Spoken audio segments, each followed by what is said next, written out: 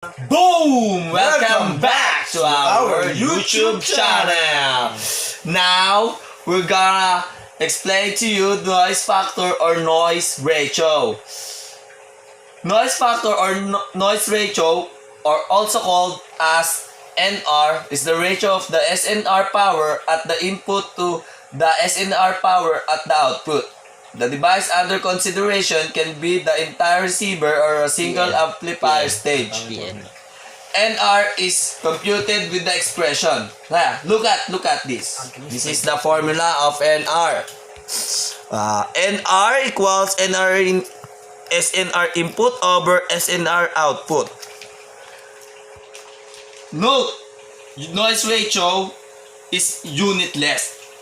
Noise. Now we're gonna proceed in the noise figure, also called as NF. Is the noise factor expressed in decibels given us. This is the noise factor. Noise factor equals 10 log to NR. Decibels. Now, my friend here is gonna show you how to solve it.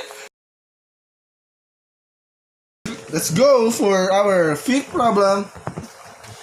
An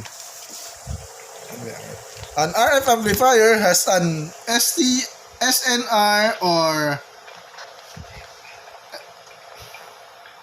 of 8 at the input and SNR of 6 at the output. Calculate for the noise ratio and noise figure. Let's go. Our given is SNR input is equals to 8 and SNR output is equals to 6. So, solution. NR is equals to SNR input over SNR output. So, equals to 8 over 6 equals to 1.33. So, let's do it for decibels. NF is equals to 10 log 1.33 is equals to 1.24 decibels.